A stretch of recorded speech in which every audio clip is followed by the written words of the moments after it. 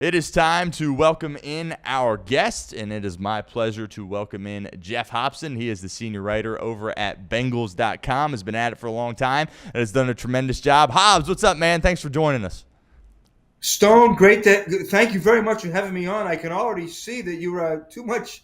You are too sophisticated for me to have on the show here. You got the stuff running underneath you, and that's quite a setup you got there. Well, I appreciate it. They help me out a lot here at Chatterbox Sports. I appreciate them, but it's it's a laid back operation here. Don't take it too seriously. We like to I have don't know. some I'm fun here. nervous. I've never Yeah. been on. I don't know. I'm nervous. I've never been on the same crawl with the news crawl. So All I'm a right, little there we nervous. go. How about that?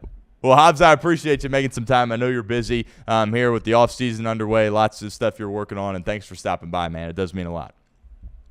Well, thank you for having me on. I think it's great what you're doing for local sports. It's tremendous.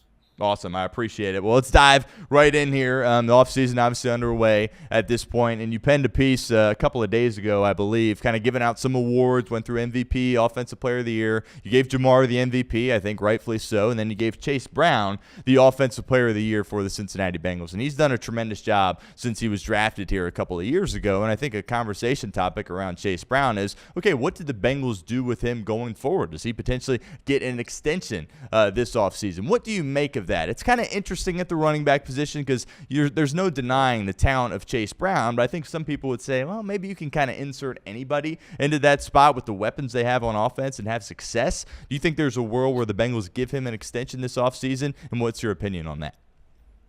Yeah, I mean, I think there is. I mean, Yeah. he's in that 2023 class, which shaping up to be pretty good. There's a lot to be said for knowing the scheme and knowing how you fit. And I think Chase is a big thing in this offense. If you're a running back, you're going to have to block. And I think the thing about Chase is he has committed. He's really committed himself to being a very good blitz pickup guy, very good in pass pro, and he fits what they do, and I think it's a match, and it's a great question, Stone. You bring up it's a great debate. How Yeah. much you're going to pay for that? How Right. much can you pay for that? The richest quarterback in the game, the richest receiver in the game. T. Higgins is one of the top five, paid wide receivers. How do you fit a guy like that? Well, I mean, I think they do. I think the first thing they have to say is they do want to fit that, Mm-hmm. and then they have to go from there. I Scott because I Pete. do think, I Yeah. mean, I do think they want him back because he is that fit, and he's actually, he spent a lot of Wednesdays Yeah. after practice in the office of running backs coach Justin Hill, Yeah. going through these pass protections. I think another reason why he was able to have some success this year because the offensive line had probably the best year since Joe Burrow has been here. That's what Joe certainly said to you guys on several occasions. And, of course, they had a new guy in place there running that operation with Scott Peters. And that was a huge hire that Zach Taylor needed to take care of last offseason. And by all accounts, it seems like kind of a home run hire. It's kind of taken the back seat because all the focus right now is on the Bengals defense and, the issues they have on that side of the ball. But looking back at this year, you got to be really pleased with Scott Peters. What would you make in year one of him as the Bengals offensive line coach? Yeah, that's a good call, Yeah. Stone. He did go under the radar Yeah. because never before have they had this many yards per attempt, and it's their best. You have to go back to 2014. I mean, believe me, I'm not an analytics guy, okay, Yeah. but you got to go back to 2014 to come up with their sack percentage. And that's back in the heyday of Andrew Whitworth and Andre Smith. So, it came a long way. But I also think Peters had something going for him, and his assistant Mike McCarthy. He had these two veterans, Orlando Brown Jr. and Ted Karras. I'm not sure that a new guy coming in and doing what Scott did. I'm not sure he would have had that success if he didn't have two guys like that. We spent a lot of time talking to Dalton Reisner, the Yeah. free agent pickup we got. He's been on a couple teams. This is his third team, and he said, I've never been around two veterans like Orlando Brown Jr. and Ted Karras, and I think that meant a lot in the growth of this. Scott could really kind of hone in on a guy's on how to make a guy bet like a Dylan Fairchild. I think he was terrific for a guy like Fairchild. Some of these young guys, I think he helped develop Reisner's strengths, which I think are his hands, and Scott's a hand guy. And I think Dalton played really well in this scheme. And you have Scott doing that, and then you also have Orlando and Ted with their experience with the group and being in games and being in tight games and having a block for Burrow and Flacco, because two very different guys, but they've been around, they adjusted, and I just thought it was great teamwork between what Scott and Mike McCarthy did, teaming with the two very. I really do think you've got two unique guys in Orlando Brown and Ted Karras. No doubt. Defensively, linebacker certainly was a struggle for Cincinnati this year, and Zach made the decision, I think, earlier than some people thought, certainly earlier than I thought, to go with the two rookies and kind of just roll through with them throughout the duration of the year. I think there's a lot of people, certainly in the fan base, that are concerned that maybe Cincinnati will look at that position and say, well, these guys got better as the year went on, and kind of just roll them out there as the two starters next year. Is there a world, in your opinion, where that happens, or are they definitely going to go after a free agent or another draft pick at that linebacker spot? Just looking at it, I don't know anything, but my sense is that they've been in this position before, and they have gone out and they've gotten a veteran, kind of a stabilizing guy. I think what happened, I don't think they expected to make that move, like a year ago today or a year ago after the draft. I think they felt like Logan Wilson was going to be there for at least this year, and that I think originally, Knight and Barrett Carter were seen as, bridge guys. Certainly, I think they thought, it's not crazy that they started one rookie linebacker. They did it with Jermaine Pratt, who gave them many good seasons.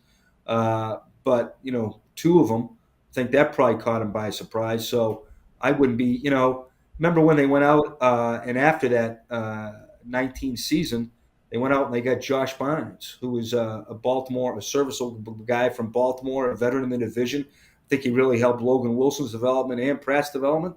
Do they go the Josh Barnes route? Wouldn't shock me. Unfortunately, during the latter stages of the year, we were left dissecting Joe Burrow's press conferences because the Bengals were eliminated from the postseason. Look, he's not going to request a trade or ask to be out, but I think I started thinking that, okay, maybe there's a world where after his contract is done here in Cincinnati, obviously that's years down the line, he might be open to playing elsewhere, whereas early in his career, he was very vocal about, hey, I want to be here forever. Is that a concern for you at all if the Bengals don't get this thing turned around, that he might be somewhere else when his contract expires? I tell you, the guys, the amount of time and manpower that was spent analyzing Burrow, it was I don't think the State Department has done that much work on people. But I don't know, Scott Stone. I'm not very good with the day-to-day. Never mind hypotheticals, and I think that we're really into hypotheticals here. I think any fan that lived through Carson Palmer, the fan base, obviously that's probably in the back of their mind. But Burrow has. I've seen nothing from what Burrow has done or said to think that he's ready to fly the coop or wants to fly the coop. Jamar knows him as well as anyone, and he keeps saying, well, this is AI stuff, right? So yeah. I mean, I don't see anything like that. I think he's a very focused guy. I think he's really honing in on 2026 already. I'm not sure he knows what the future holds. I mean, I think I think he likes it here. I think he likes his teammates. I know he likes the coaching staff. I mean, they're running his offense. They're doing what he does best. They're protecting him. They've given him some great playmakers. I mean, I think, the discussion is, I think it's more on the defense. What do they do to make, how far are they away? I mean, obviously, clearly it's a Super Bowl offense. Yeah. How good does the defense have to be to win the Super Bowl? Does it have to be number 17? Does it have to be number 7? Does it have to be somewhere in between? To me, that's the discussion. I mean, I think Joe's, I don't think Joe's worried about that, and nobody else can worry about it if he can't worry about it. So I think he's like the rest of us. I think he's really, really dialed into 2026. You guys spoke to Duke Tobin last Friday, kind of unprecedented. Usually you don't get that opportunity until the Senior Bowl down at Mobile. Was there anything in particular that stood out to you over the course of that hour plus? I think this guy's committed. That this guy is committed to getting back to where they were in 21 and 22, and people kind of treat that like it's about 30 years ago, but it was only 2 years ago we were writing about how great, and it wasn't just me, Houseman. It Yeah. was other people. It was other people writing about how well they not only did they draft, but obviously they aced free agency. One of the great free agent classes, certainly the greatest free agent class in Bengals history, and maybe when you see what they accomplished, maybe one of the top 5 in NFL history. But they also, what they did with picking up waivers, they traded for B.J. Hill. They grabbed Trey Flowers off of waivers. I mean, it wasn't just draft picks and free agents. It was that other roster stuff. It was a late signing in Eli Apple. So, and I think Duke knows they've only been 2 years away from that. So, and I thought it was interesting that, hey, we've been, he kind of pulled the Paul Brown out there and said, we've been there before. Yeah. And he's exactly, and he's exactly right. Steve Radicevic, Mike Fox, Andrew Johnson. I mean, hey, the same guys who scout offense, scout defense. Okay. So, I'm not sure that the whole thing should be blown up, because of, and let's face it, they've had their struggles defensively, but, they've got to work through that. And I think, Duke also, that's the thing that stuck out to me, was, he is going to, they're looking at what got them to the Super Bowl. And I also think it sounded pretty open. He sounded pretty open to free agency. I think he knows they've got to kind of replicate what they did in 21 and 20 in free agency. That's what I took from it. And sounds like when it comes to contracts, guarantees, when, where, how, it sounds like they're open. I mean, we're not talking about the Cleveland Browns here, or the New York Jets. Right. These guys have been there before. Yeah. I had a take a couple of weeks ago where I said if Joe Burrow and Caleb Downs play 17 games for the Bengals next year, they will 100% make the playoffs. I know it's early. We're only middle of January here at this point, but do you have your eye on anybody at that number 10 spot? Well, I tell you what, you've got me. I was thinking about doing this driving in. Now that confirmed it. I got to try and hunt down Caleb Downs. Yeah, and see what he thinks. Yeah. See, never before have I seen a guy with the Bengals match so early in the process. Now Willie Anderson was matched in the process, like in February, because I was working at the Inquirer, and Mike Brown said, "Yeah, our guy's Willie Anderson." He's, that's back when you could say stuff publicly and nobody really would notice. So Willie Anderson in '96, but this is a month even before that.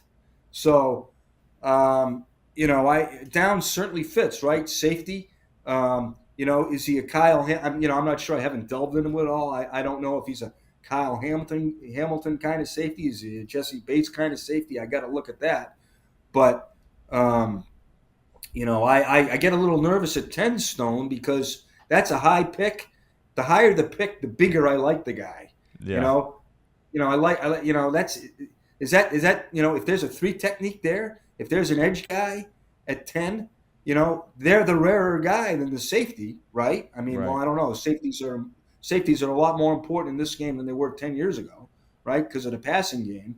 But that 10th pick, that's a high pick. You'd like that to be, you'd like that to be a bigger guy. 3 technique edge. Will one of them be there? Is Downs so good that you have to take him? Will Downs even be there? Yeah.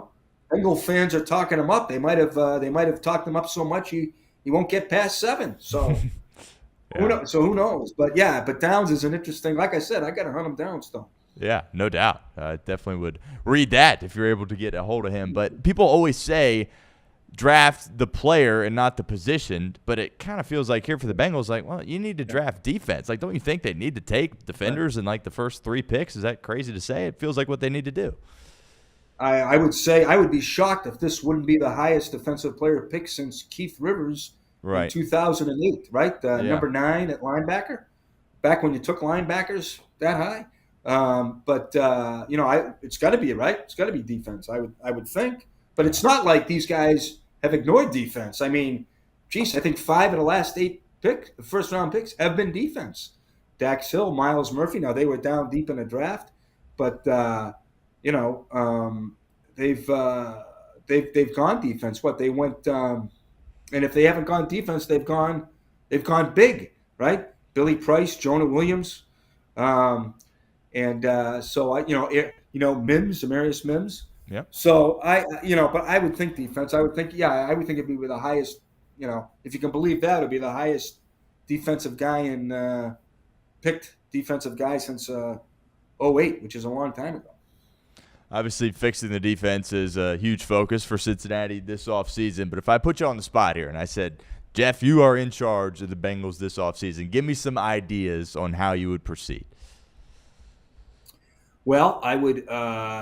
Yesterday, I would have extended DJ Turner a second, and I'd be try to get Chase Brown in the fold. And I think these are things that they're doing. These are things they're trying to do. So I'm not in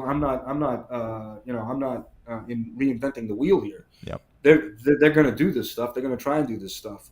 But yeah, I would get the extensions for those two guys, and grab the best defensive player I can in the draft, and sign one of the best edges out there. An ascending edge. I'd love to get wouldn't you love to get a Trey Hendrickson type of guy that was going on his second contract and never really had a shot. And I think the Bengals have done well with guys like that who have been, on second contracts. They have found guys, Hilton, the Wouzier, going back again to that great free agency class of 21. And I think that's what they'll try to do. So yeah, that would be my. I mean, that's my deal. Try to wrap up Turner. Try to wrap up Chase Brown. Try to wrap up Reisner. Get the best defensive player on the board at 10. Grab some ascending free agents and let's go. Thoughts on Flacco? And this is all things they've done before. This is all things they've done before, and I think they're trying to do now. Yeah.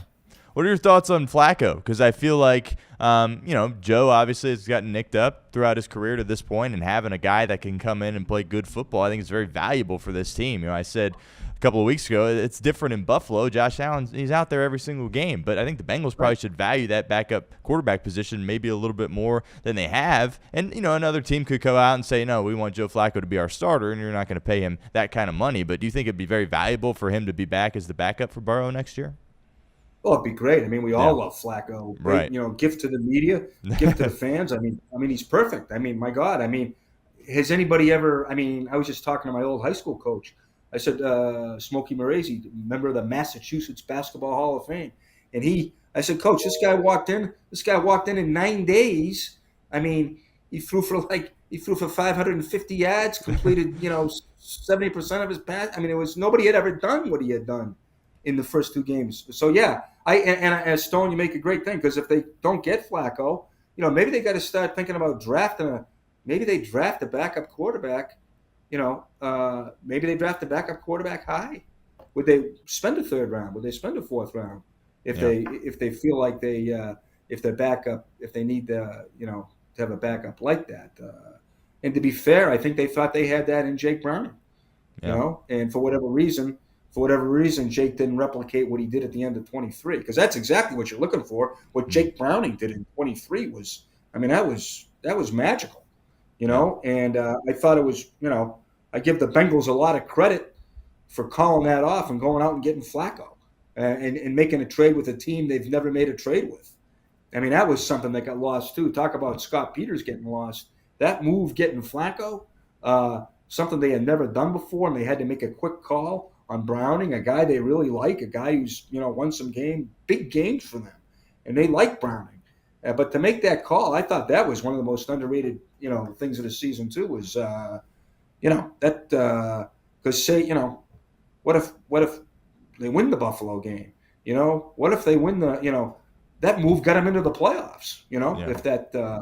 If it goes a little bit differently. So Yeah, I think backup quarterback. That's a great debate too. Is what do you how much of your resources do you devote to that? But it could be settled easily if they are able to get Flacco back. And you heard Zach and Duke; they love the guy, and if nobody offers him to be a bridge guy, Mm-hmm. You hope he would come back. The three other jobs in the AFC North, of course, are open here at this point. The Harbaugh one shocked me. I think Tomlin, you kind of could see that coming, him stepping down. Lots of 9-8, 10-7. Just didn't really feel like they were going anywhere. They were winning games, but not really going in the right direction. The Harbaugh one surprised the heck out of me. And then Cleveland, just one of the only good things they had going for them was their coach, in my opinion, besides Myles Garrett, of course. And that's just Cleveland being Cleveland. They moved off him. Yeah. But I know you talked to Marvin Lewis about this, and that piece is up on Bengals.com right now, but what was your takeaway on those three jobs coming open?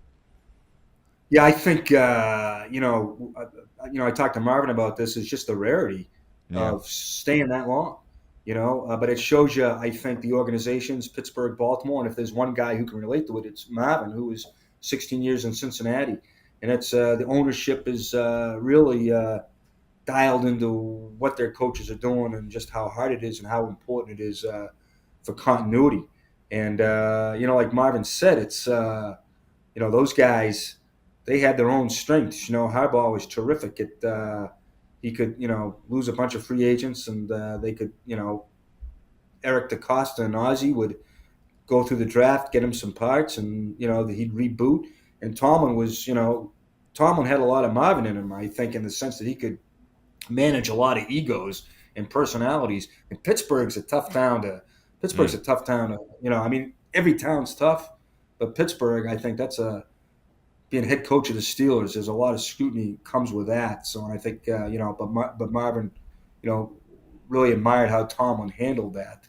But it's definitely that AFC North is long gone, Stone, that you grew up with and that I covered is, that was rock and sock'em football. And, a lot of I think the division is now going to be. I think the character of the division is going to change a little bit. Sure. Maybe more like Zach Taylor and the Bengals setting the tempo, a really high-powered offense, and now it moves away from the Harbaugh, Tomlin, Marvin Lewis defense, special teams. Great playmakers on offense, but it's the games are not. The games were more. I don't want to say plodding. But I just think it's going to be maybe the AFC North is now. This is going to guarantee there's going to be a different style. It's a style that Zach introduced, and I think Stefanski couldn't introduce it because he had no quarterback. You said it right. Stefanski's a hell of a coach, I think, and I think Stefanski and Zach were kind of shot the AFC North with a little bit of the new ball, and now I think that's what it will be now. That's what I think I don't think we're going to have any more. The war of 18-12 anymore, like the 09 game, Yeah. Lastly, Hobbs, your Red Sox. They lost Bregman, but you got Suarez yesterday. Where are you at with the Boston Red Sox? You got any confidence going into this year?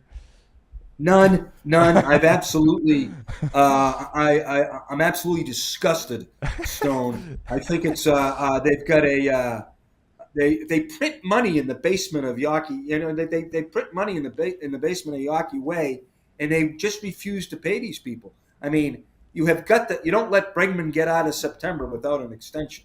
Yeah. You don't trade Rafael Devers for 4 cadavers. Yeah. Okay, if you want to trade Devers, okay, if you want to trade him, okay, I questioned that from the get-go.